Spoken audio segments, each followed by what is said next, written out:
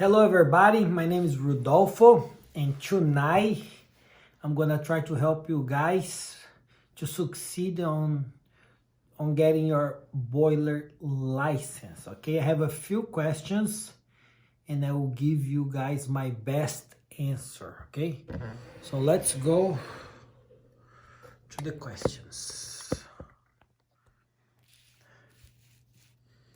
So let's go to the first questions. First question. The first question is,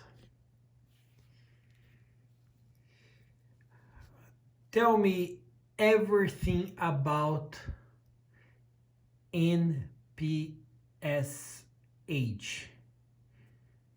versus available suction head. So NPSH stands for net positive suction head. Can be defined as the difference between liquid pressure at the pump and liquid vapor pressure, expressed in terms of height of the liquid column. Such head is the term used to describe liquid pressure at the pump suction in terms of height liquid column. So guys, every pump, okay, in the boiler industry is gonna require a net positive suction head. If you wanna get the water hotter, that pressure has to be higher. Okay, so if you try to pump the water, okay, if you try to pump the water and the water is close to 212, the water is gonna flush into steam immediately and the pump's gonna cavitate. So then you have to bring the DA tank higher and higher and higher to create that NPSH, that net positive suction head. Okay, so for every 2.33 feet you get 1 psi.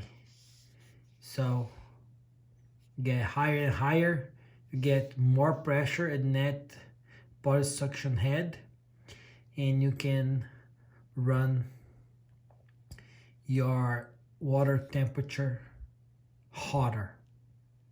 Okay, so you need to follow manufacturer specification. Okay, but just so you guys know, just in case, define pH.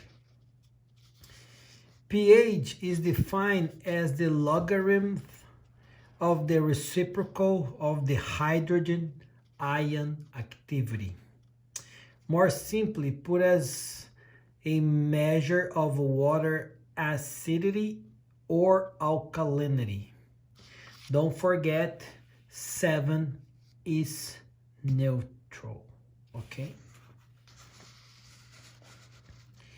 Permanent hardness chemical to control boiler pH.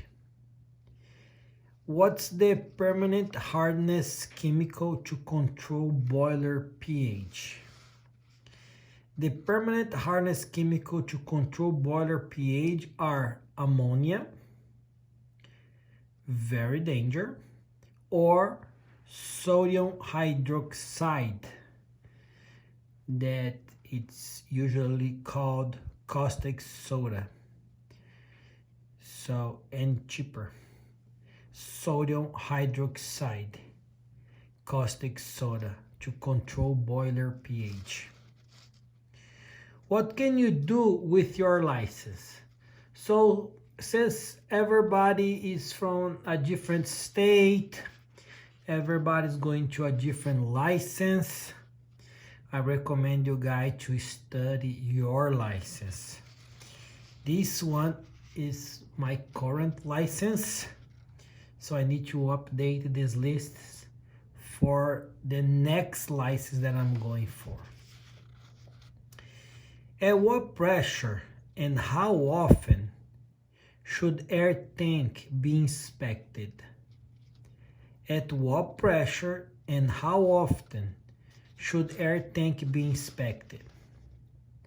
Compressed air tanks, unless otherwise exempted, over 50 psi shall be inspected every 2 years.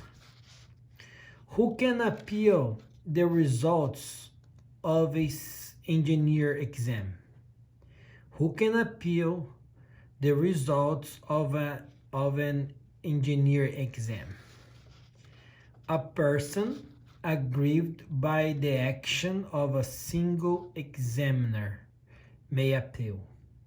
So if you are in Massachusetts and you are a second fireman, if you're going for your first fireman, and if you're going for your third engineer license in Massachusetts, you are able to appeal if you are aggrieved by the action of a single examiner.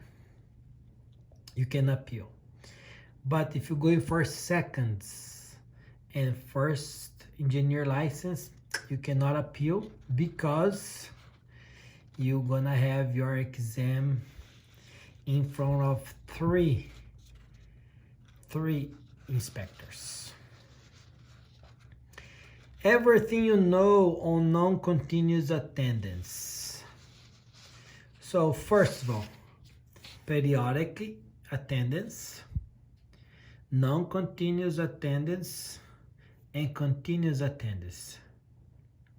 Okay, so from 9 to 250 periodically, 251 to 500 non-continuous, and 501 and above continuous attendance. But it's something else that you need to know.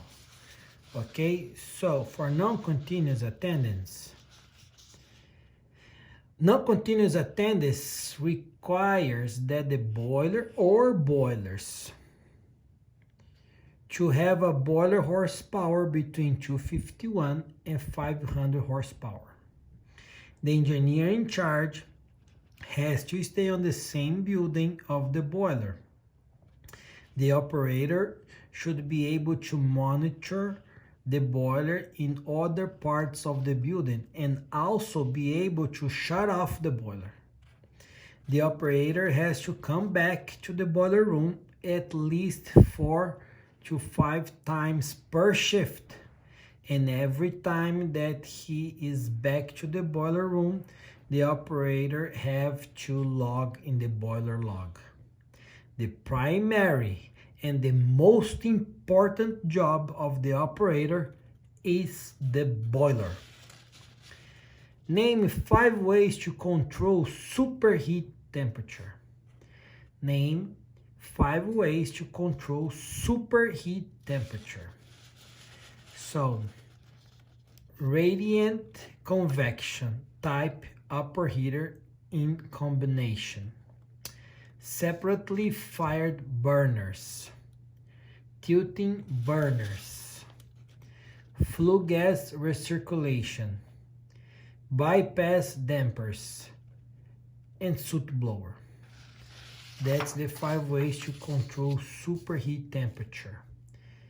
Radiant or convection type upper heater in combination, separately fire burners, tilting burners, flue gas recirculation, bypass dampers, and soot blowers. So for you guys going for the lower license, okay, it's very important that you guys need to know what is NPSH, okay? Maybe net positive suction head will be enough, okay? definitely the definition of pH. Okay.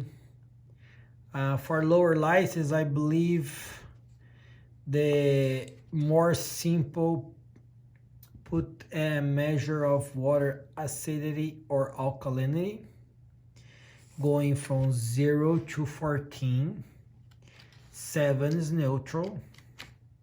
0 to almost 7 is acidity. Between 7 point something and to 14 is alkalinity. That's important. Okay. What chemical to control pH? Caustic soda, or even better answer would be sodium hydroxide, okay, or ammonia. What you can do with your license? That is a very common question, so be prepared for that. Okay.